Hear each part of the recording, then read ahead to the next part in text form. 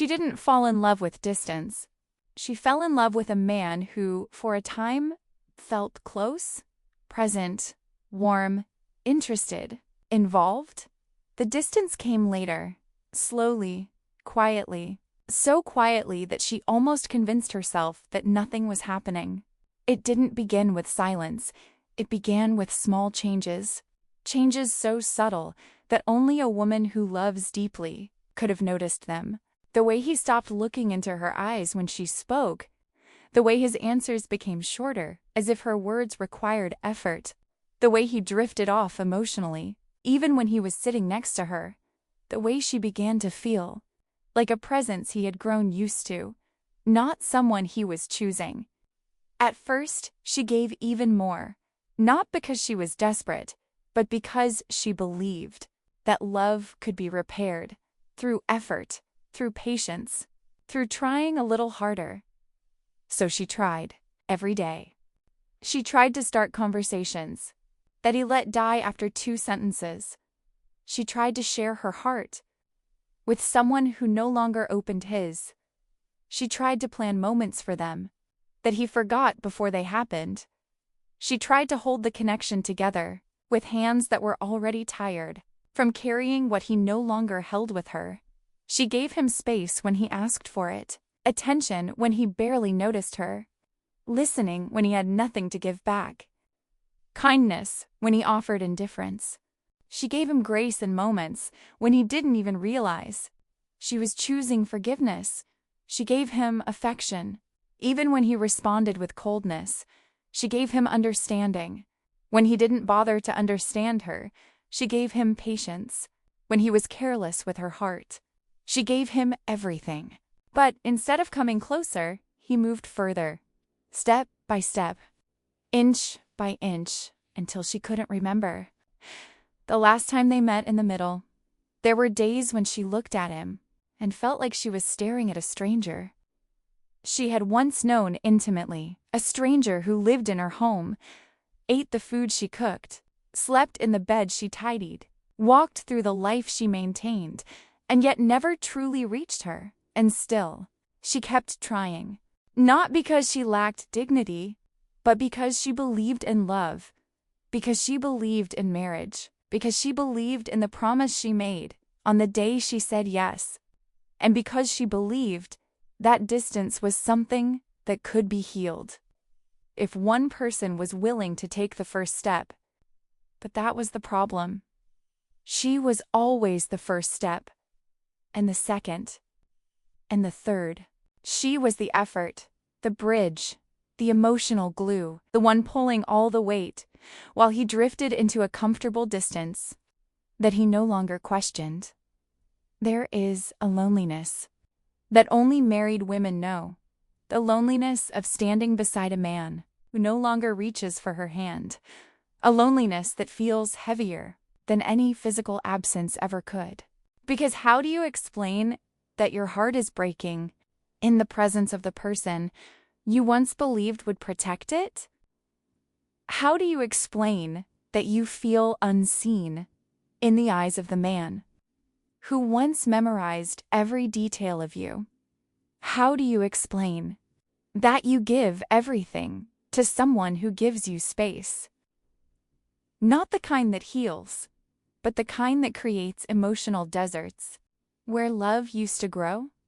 She didn't want to give up. She didn't want to become bitter. She didn't want to stop loving. She didn't want to lose what they once had. But the truth that she finally had to face, the one she avoided for months, maybe years, was that she was the only one carrying the connection. She was giving everything, and he was giving distance, and a marriage cannot survive when love only travels one direction. This is the story of that realization, a painful, quiet, devastating awakening that changes a woman from the inside out. Maybe if you are listening now, a part of this story feels like it belongs to you too. In the beginning, he noticed everything. The way she made the house feel warm, the way she laughed at his jokes, the way she listened without rushing him. The way she remembered the little things? No one else ever did. But somewhere along the way, her efforts stopped being seen and started being expected. And that was the first quiet wound. She kept giving, not because she felt pressured, but because loving him came naturally. Because being present, attentive, and intentional was who she was. She planned the days so they could spend time together. He stopped noticing. She asked how he was feeling because she wanted to understand him. He answered with half sentences. She remembered the meals he liked, the things he enjoyed, the moments that mattered to him. He forgot what mattered to her. She created opportunities for them to reconnect, small gestures, dinners, soft invitations, to talk, to share, to simply be together. He dismissed them with, "I'm tired, I'm busy, maybe another time," and eventually with silence. And still, she tried harder, not because she was desperate, but because she believed that real love needed tending, watering, effort, intentionality. She carried the emotional labor of noticing what he no longer saw. She remembered his stress, even when he forgot her sadness. She offered understanding, even when he offered distance. She asked the questions that kept their connection alive, even when he didn't ask a single one. Her heart was the bridge between them, but bridges built by one person aren't bridges, they're lifelines. And she didn't want a lifeline. She wanted partnership. She wanted a marriage where effort wasn't one-sided, where connection wasn't carried alone, where she wasn't the only one pulling them forward. While he drifted into emotional ease, she waited for him to notice again, to really see her, to appreciate her, to show her, in even the smallest ways, that her presence mattered. But the more she gave, the more invisible she became, because people stop noticing what they start believing will always be there. He didn't see her sacrifices anymore.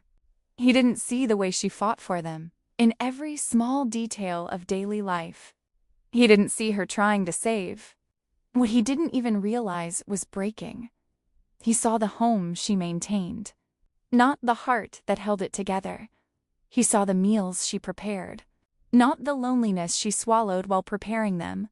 He saw the woman who kept showing up, not the woman who was slowly disappearing inside herself because she carried all the weight alone.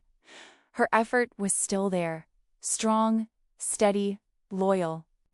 But his eyes had grown dull to it, and that was the tragedy she never said out loud. She gave him everything, and he gave her distance. But the distance began the day he stopped seeing how much she loved him. She didn't want long speeches. She didn't want dramatic declarations. She didn't want the perfect words, or poetic answers, or conversations that stretched into the night. She just wanted presence, interest, connection. But somewhere along the years, she became the only one trying, the only one reaching, the only one initiating, the only one holding the fragile thread of communication between them, while he let the other end fall from his hands. She started conversations gently, in the quiet moments, in the ordinary pauses of daily life, hoping to open a door he might walk through. "Are you okay? How are you feeling? Do you want to talk about anything? What's been on your mind lately?" But every attempt was met with the same flat responses. "I'm fine. Nothing. I'm just tired. It's nothing to talk about." Each phrase was a brick in a wall. He didn't even realize he was building between them. She tried talking about her feelings, carefully, lovingly, choosing words that wouldn't overwhelm him, words that didn't accuse, words that invited, not demanded. But her vulnerability landed in the same silence every time. He listened with his ears, but not with his heart. He heard the sound of her voice, but not the meaning behind it. He nodded, but nothing inside him moved. She asked him questions that no longer sparked interest, She shared parts of her day he no longer asked about. She offered emotional depth to a man who had grown comfortable, living on the surface. And the saddest part was not his silence, but the way she learned to silence herself, so she wouldn't feel rejected again. She stopped sharing her struggles because he didn't ask. She stopped opening her thoughts because he didn't listen. She stopped expressing her needs because he didn't know what to do with them. She became careful with her own heart inside a marriage that was supposed to be her safe place. It wasn't always like this. There was a time when he met her halfway, when conversations flowed easily, when he noticed her mood before she spoke, when they talked until they laughed, or cried, or understood each other deeply. But with time, he drifted into a distance that she tried everything to bridge. She brought up their relationship gently.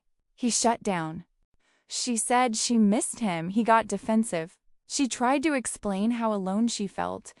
His eyes hardened in a way that told her he wasn't hearing the real message. She wanted understanding. He heard complaining. She wanted closeness. He heard pressure. She wanted partnership. He heard blame.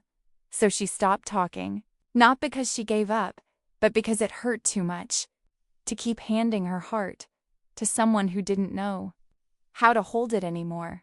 Her silence wasn't peace. It was exhaustion, a quiet resignation born from years of trying to start conversations that he never cared to finish. And the painful truth was this: it's impossible to build intimacy with someone who refuses to leave their emotional distance behind. She didn't love him halfway. She didn't love him with conditions. She didn't love him when it was convenient, or when the timing was right, or when she felt seen. She loved him fully, quietly, faithfully, daily. She loved him in the small things, the ones he no longer noticed, the way she remembered his preferences, even when he forgot hers, the way she listened with full attention, even when he barely looked up, the way she anticipated his needs before he said a word. She loved him in the routines, the meals she prepared, the life she organized, the warmth she put into every corner of their home. Her love lived in details. They didn't call attention to themselves. Her love lived in invisible places. She loved him in the hard moments, when he was stressed, when he shut down, when he grew distant. She stayed present. Even when he drifted, she offered patience. When he offered silence, she forgave quickly. When he didn't apologize, she softened her tone. When his grew cold, she thought this was partnership. She thought marriage meant carrying the other person when they were too heavy to carry themselves. But slowly, she realized she wasn't carrying him out of love. She was carrying the marriage alone, because love is only whole when it moves in two directions, and his didn't move toward her anymore. He loved her presence, but not her heart. He loved the stability she created, but not the vulnerability she offered. He loved the life she built, but not the woman who built it. She gave emotional intimacy. He gave emotional distance. She reached for connection. He reached for distraction. She tried to nurture what they had. He let it decline without noticing. And she kept loving him, not because he returned the love, but because she believed that real love meant showing up, even when it got difficult. But the truth she avoided was the one that hurt the most. Her love deserved partnership, not emotional solitude. She deserved someone who met her halfway, not someone who watched as she walked the entire distance alone. She deserved someone who asked about her day with genuine interest, not someone who nodded absently while scrolling through his phone. She deserved someone who held her when she was tired, not someone who waited for her to regain strength on her own. She deserved someone who gave affection, not someone who rationed it as if love were scarce. She deserved someone who saw her love and didn't treat it as a resource he could consume without ever replenishing. But what broke her wasn't that he didn't love her back. It was that she still loved him, even while realizing that he no longer knew how to love her in return. And that kind of heartbreak doesn't scream, it doesn't explode, it doesn't destroy in chaos, it destroys in silence, slowly, softly, until she becomes a woman who still gives love, but receives tiredness, distance, and a version of companionship that feels more like abandonment. She offered him everything, and he offered her space, where love used to live. There comes a moment in every woman's life when the truth arrives, gently, quietly, without drama, and without warning. And yet, it changes everything.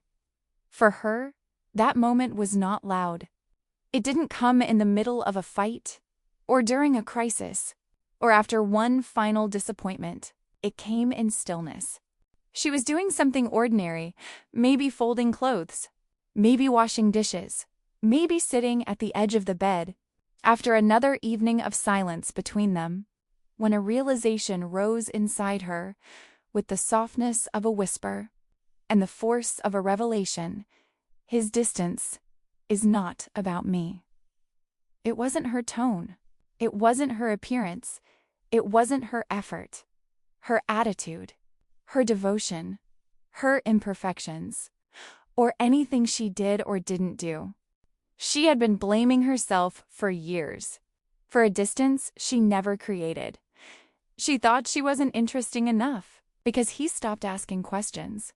She thought she wasn't lovable enough because he stopped offering affection. She thought she wasn't worthy enough because he stopped trying. She thought she wasn't patient enough because he shut down whenever she tried to talk. She believed his emotional absence reflected a failure in her, a flaw in her, a deficiency in her.